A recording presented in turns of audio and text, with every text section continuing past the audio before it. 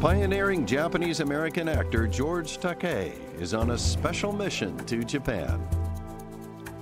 The 80-year-old is best known for his role as Hikaru Sulu in the original Star Trek series, and more recently for appearing in another science fiction drama, Heroes.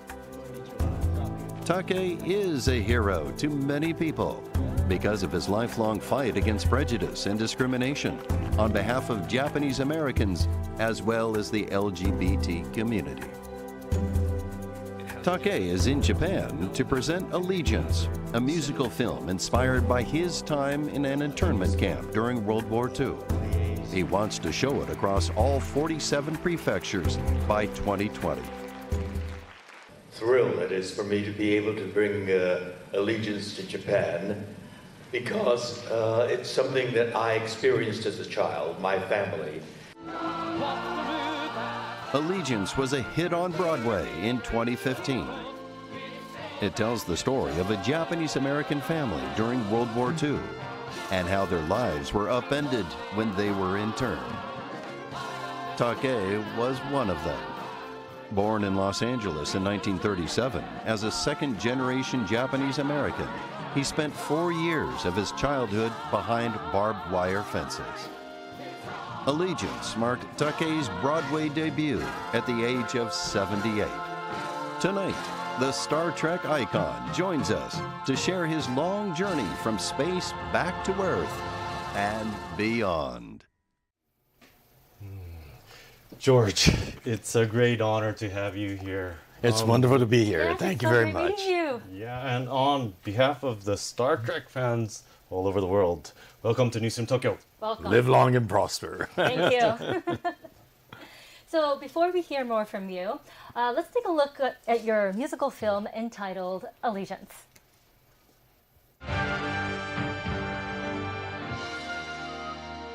The story begins in 1941. Sammy Kimura, a second-generation Japanese-American, and his family are trying to get on with their lives at the family farm in California. On December 7th, war breaks out. The United States of America was suddenly and deliberately attacked by naval and air forces of the Empire of Japan. Japanese Americans are suddenly considered a threat to national security. They're forced to sell off their businesses and land. About 120,000 of them are interned in camps far from their homes. Where are we? Wyoming? Come on, come on. The living conditions in the camps are harsh.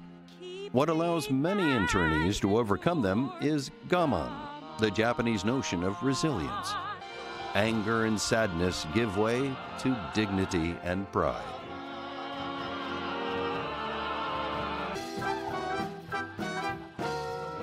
In our way, unless we find some other. What is question air? One day, they have to fill out a so-called loyalty questionnaire. But who should they pledge their allegiance to? Sammy's family is torn apart. The father, Tatsuo, feels betrayed and refuses to choose between Japan and the United States. He's arrested and taken to an even tougher camp. I'm gonna enlist. What? If we prove we're loyal, they'll free Pop. They'll free all of us. You don't have to prove anything. I'm an American citizen in a country that thinks I'm the enemy. I have everything to prove. Sammy enlists in the 442nd Regimental Combat Team, a unit composed of Japanese-American soldiers. One muzzle flash. Now! They fight hard on the front lines of Western Europe to prove their loyalty. Sammy returns as a decorated war hero, but his family is still divided. Country, family, or self? Who are they to pledge allegiance to? The musical raises complex questions about belonging and identity. George, I had the pleasure of watching the entire musical. I really enjoyed it. It had a strong message of hope. And you know, when I was growing up as a child in the U.S., I said the Pledge of Allegiance to the flag every day at school without knowing what it meant, but after seeing this musical, I really wanted to know who I am, and I really wanted to pursue my own ideals and what I wanted to dedicate myself to. And also, you warn us about history repeating itself. How relevant is Allegiance, the musical, today? Well, we know what today is like. You know the kind of president that we have. We've made advances since 75 years ago when we were unjustly incarcerated. But in human circumstances, you make progress and then you make a few steps backwards. But I am confident that we're going to move forward some more. This presidency is going to be abbreviated. It will end soon. Okay, well, you've made telling this dark part of American history your mission in life. And not only are you a pioneer for Japanese American actors, you've become a voice and icon for the LGBT community. So here's another side of George Takei. During his stay, Takei visited the starting point of Japan's LGBT spring. In 2015, Tokyo's Shibuya Ward became the first public administration in Japan to recognize same-sex couples and give them rights on par with marriage. George Takei です。長谷部です。夫のブラッド・タケイです。Nice to meet you. George Takei's husband. Thank you. Nice to meet you. Throughout his Hollywood career, Takei had kept his sexual identity a secret. He feared the consequences of belonging to two minorities, the Japanese American and gay communities. Takei's hometown of Los Angeles approved same-sex marriage in 2008. Soon after, he married his longtime partner. It's so exciting to come to Japan and just live our lives, be who we are, and show people that we're just a regular couple. We love each other, we support each other. The fight for same-sex marriage took decades in the United States, and Takei believes the key in Japan and elsewhere is to get as many allies as possible. We're excited to be here to meet you, but at the same time, we're hoping that your leadership will spread it through the other districts in Tokyo. Yeah, I hope so. But it's not so easy way. この町が国際都市としてこれからどんどん成熟していくにあたって、当然この課題は超えていかなきゃいけない課題だ。Since coming out in 2005, Takei has been a prominent advocate of LGBT and other human rights. His Twitter account has 2.8 million followers. Wherever he goes, Takei is eager to engage with the widest possible audience, especially young people, and convey his message of diversity. I think sexuality is one dimension of the debate on diversity. I didn't want to be different. I wanted to be like the other guys. So I started pretending because I knew from my childhood that if you're different, like I was, with my Japanese face, you get punished. Takei says he's an optimist. He hopes the 2020 Olympic and Paralympic Games in Tokyo will accelerate the progress of LGBT rights in Japan. His message was powerful as LGBT community growing up in that age. I think it's very different from what I'm currently experiencing. So it was very powerful and it's inspirational. So, George, what is your impression of the LGBT movement here in Japan? Well, it's an intriguing one. In the U.S., we have marriage equality from coast to coast, border to border. It just happened only 2 years ago, in 2015. It took a long time, decades of struggle. Here in Japan, there is a first step that we sense. Shibuya now has marriage equality, but it really isn't marriage equality, because Shibuya is just a ward or district in a big, major metropolis. People move about. People could get married in Shibuya, but when they go to work in Chiyodaku, they're not married. So it's problematic. But nevertheless, it's a first step. In the United States, after many, many decades of advocacy, Massachusetts in 2003 got marriage equality throughout the state. The state court, Supreme Court, ruled for marriage equality.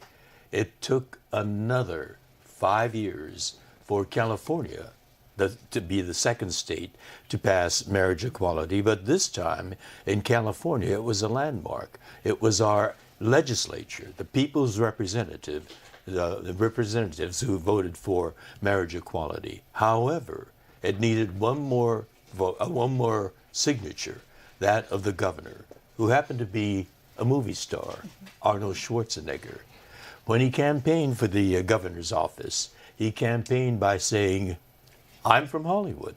I've worked with gays and lesbians. Some of my best friends are." With that kind of rhetoric, some gays and lesbians thought he would support the bill. But Schwarzenegger comes from the right wing of the Republican Party, and he played to his base. He vetoed it. And we were angry. But my partner then and I, Brad and I, were at home that night watching late night news. And we saw young people pouring out onto Santa Monica Boulevard, venting their rage against Arnold Schwarzenegger. And that's when Brad and I started talking. I decided I've got to come out. I had been closeted all my adult life because I wanted to protect my acting career. And so for the first time, I spoke to the press as a gay man, and I blasted Schwarzenegger's veto.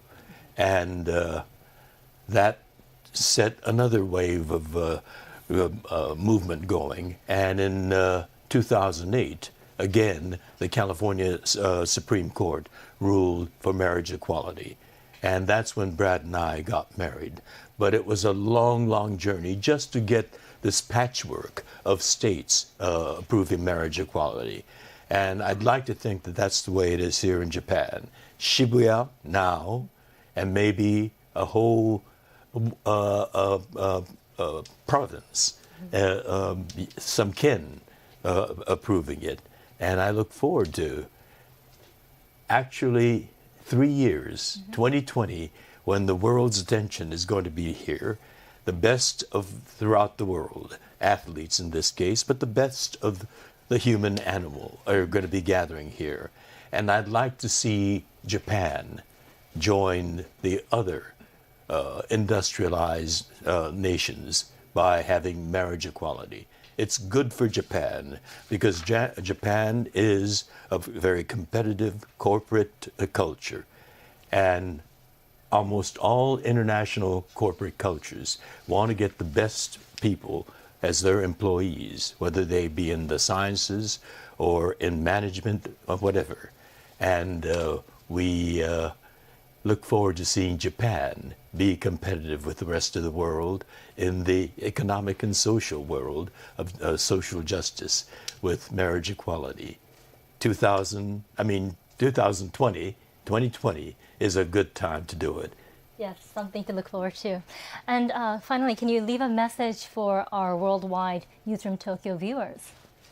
Well, with Allegiance, we talked about a failure of American democracy. But democracy is really a people's government. It's only as good as the people can be. And it is when the people are faulty, then the government makes mistakes like what happened to us.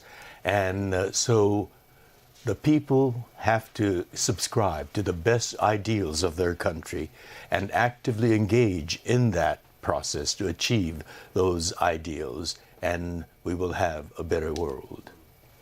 Thank you so much.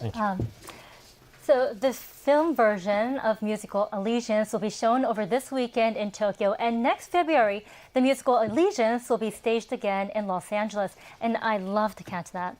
So thank you so much for joining us, Mr. Sulu. Thank Well, you. we will welcome you to Los Angeles when we revive Allegiance on stage again. Thank you so much. And finally, we have to do this. just Live long and prosper. And boldly go where you haven't been before. Oh my. Thank you. 1964, the Tokyo Olympics, where a new Japan introduced itself to the world. Half a century later, it's taking the stage again. Tokyo, a place where people live out their dreams. And soon, the world's best athletes will get their chance. Preparations are underway, and as the anticipation builds, tune in to NHK World to catch all the 2020 action.